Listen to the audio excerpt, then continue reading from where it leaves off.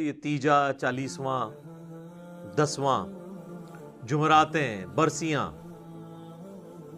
گیارہویاں، 22 رجب کے کنڈے، محرم کی نیازیں، میلاد کی نیازیں، سب کی سب یعنی ایکٹیویٹیز خود سے دین میں داخل کی ہوئی ہیں، ان کو خود بھی پتہ ہے۔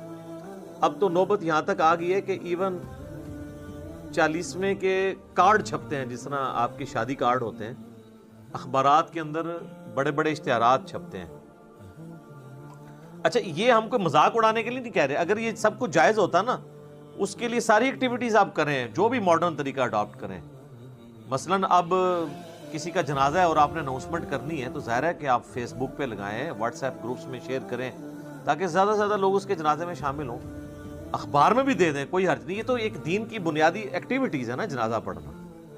ہم ادر دین وہ باتیں کر رہے ہیں کہ نبی علیہ السلام کی مبارک 3 بیٹیاں جوان شادی شدہ آپ کی مبارک زندگی کے اندر فوت ہوئیں، آپ نے کسی کا تیجا، چالیسواں، دسواں نہیں کیا، بلکہ آپ یہ جو لوگ کر رہے ہیں ان سے صرف سوال پوچھیں کہ نبی علیہ السلام نے اپنی کس بیٹی کا تیجا، چالیسواں، دسواں کیا، تو آگے اس کی جو شکل بنے گی نا، اس سے آپ آئیڈیا لگا لیں کہ اس کے پلے کوئی شے نہیں ہے۔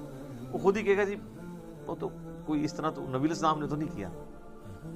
تو جو چیز نبی علیہ السلام نے تعلیم نہیں فرمائی، وہ آپ نے خود سے دین کے اندر داخل کی ہوئی ہے، اور باقی لوگوں کو اتنا پابند کر دیا کہ جو نہیں کرواتا وہ کہتے ہیں دیکھو جی اس کا باپ مر گیا، اس کی ماں مر گئی، اس نے تو کچھ بھی نہیں کیا۔ اور پھر مدرسوں سے باقاعدہ، اب مجھے نہیں پتا، کئی سال پہلے تک تو یہ جب ہم چھوٹے چھوٹے تھے اس وقت 300 روپیہ تقریباً ریٹ تھا، پھر بڑھتے بڑھتے اب تو شاید 1000 روپے تک پہنچ چکا ہو ریٹ ایک قرآن کا، اور مجھے تو لگتا ہے یہ 1000 روپے میں بھی سستا ہے قرآن اگر دیکھا جائے۔ ہو سکتا ہے 3 دفعہ سورہ اخلاص پڑھ کے ہی آپ کو دیتے ہوں ایک قرآن۔ تو یعنی قرآن اس لیے نازل ہوا تھا کہ آپ مردوں کو زبردستی اللہ سے بخشوائیں گے اس کے ذریعے۔ آپ کے پنجاب میں ایسی جگہ بھی ہیں جہاں پر 40 دن کے لیے خیمہ لگ جاتا ہے قبر کے اوپر، اور شفٹوں میں حافظ قرآن پڑھ رہے ہوتے ہیں، اور ان کا یہ عقیدہ ہے کہ بھی جیسے ہی لوگ یہاں سے ہٹتے ہیں نا، پھر فرشتے آتے ہیں سوال کے لیے، وہ کہتے ہیں 40 دن آتے رہیں گے، تنگ آ کے چھوڑ ہی دیں گے۔ ہاں ٹھیک ہے نا، وہ 40 دن پورے کرواتے ہیں۔ اس لیے میں کہتا ہوں کہ جی قرآن تو امتیوں نے ایسا پڑھا ہے کہ نعوذ باللہ صحابہ کو بھی شرمندہ کریں۔ بھئی کسی صحابی کے مرنے پہ تو 40 دن تک تو کوئی قرآن نہیں اس کی قبر پہ پڑھتا ہوگا، یعنی امت نے سلف کو بھی شرمندہ کر دیا ہے، خلف نے سلف کو شرمندہ کر دیا ہے، اتنا زیادہ قرآن پڑھا ہے۔ اور ان لوگوں کی قبروں پہ جنہوں نے اپنی زندگی میں قرآن کو اتنا سیریس نہیں لیا کہ وہ قرآن پڑھ کے دیکھیں کہ اللہ تعالیٰ ہم سے کیا ڈیمانڈ کر رہا ہے، ان کے بارے میں تو اکثریت کی تو یہی حالت ہونی ہے جو سورۃ الفرقان میں آیا ہے، آیت نمبر 30 کے اندر، وقال الرسول یا ربی ان قوم اتخذوا هذا القرآن مہجورا۔ رسول اللہ شکایت کریں گے کہ میری امت نے قرآن کو پیٹ کے پیچھے ڈال دیا تھا، میری قوم نے قرآن کو پیٹ کے پیچھے ڈال دیا تھا۔ صحیح مسلم میں حدیث ہے، القرآن حجت لک او علیک، یا قرآن تیرے حق میں حجت ہوگا یا تیرے خلاف حجت بنے گا قیامت والے دن۔ تو یہ بڑا خطرناک معاملہ ہے۔ بھئی قرآن آپ نے خود کھول کے دیکھا نہیں ہے، بڑا کہا جاتا ہے جی قرآن سب سے زیادہ پڑھی جانے والی کتاب ہے، لیکن قرآن سب سے زیادہ بغیر سمجھ کے پڑھی جانے والی کتاب ہے، یہ اس کا تاریخ پہلو ہے۔ آپ کوئی اخبار اور میگزین بھی بغیر سمجھ کے نہیں پڑھتے۔ آپ دیکھیں پرانے زمانے میں جو بوڑھے پڑھ لکھے نہیں ہوتے تھے نا، تو وہ دکانوں پہ جا کے نا کوئی ایسا بندہ ڈھونڈتے تھے جو اردو پڑھ سکتا تھا، تو اسے اخبار دے کے کہتے تھے کہ پڑھ سنا آج کیا خبر میں ہے۔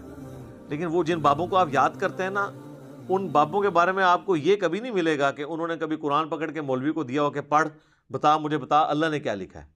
بزرگ ساڈے ماشاءاللہ جتنے بڑے پرہیزگار سے سانو پتہ ہے، لوگ ویسے بزرگوں کو یاد کر کر کے روتے ہیں۔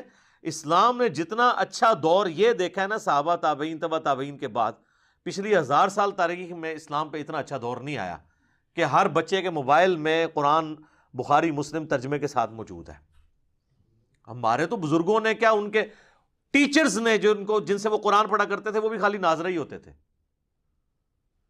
ان کو پتہ ہی نہیں تھا کہ قرآن کے اندر کیا لکھا ہوا ہے۔ بہرحال یہ یعنی اس طرح کی رسومات چل رہی ہیں، اور باقاعدہ آپ دیکھیں میت کے اوپر وہ سوگ کرتے ہیں۔ سوگ تو ٹھیک ہے، بخاری مسلم میں حدیث ہے کہ میت کے اوپر 3 دن سے زیادہ سوگ نہیں ہے، سوائے بیوی کے وہ اپنے خامند کے مرنے پہ 4 مہینہ اور 10 دن سوگ کرے گی. 3 دن سوگ کرنا ہے آپ نے، بالکل وہ تو درست ہے. لیکن وہاں جا کے وہ پھر الفاتحہ کہتے ہیں، اور ایک دفعہ سورۃ الفاتحہ، پھر 3 دفعہ سورہ اخلاص پڑھ کے تو مردے کو وہ اصالہ ثواب کرتے ہیں. اور جتنی دفعہ کرتے ہیں وہ مطلب وہ کر کے کرتے ہیں. دعائیں مغفرت کریں آپ، میں نے دعائیں پہلے بتائی ہیں. اس طرح قرآن پڑھ کے بخشنا تو ثابت نہیں ہے. اور اولاد اگر خود پڑھ رہی ہے قرآن تو وہ آٹومیٹکلی ثواب ملے گا. اولاد کو تو بخشنے کی ضرورت بھی نہیں، اور اس کے لیے ماں باپ کا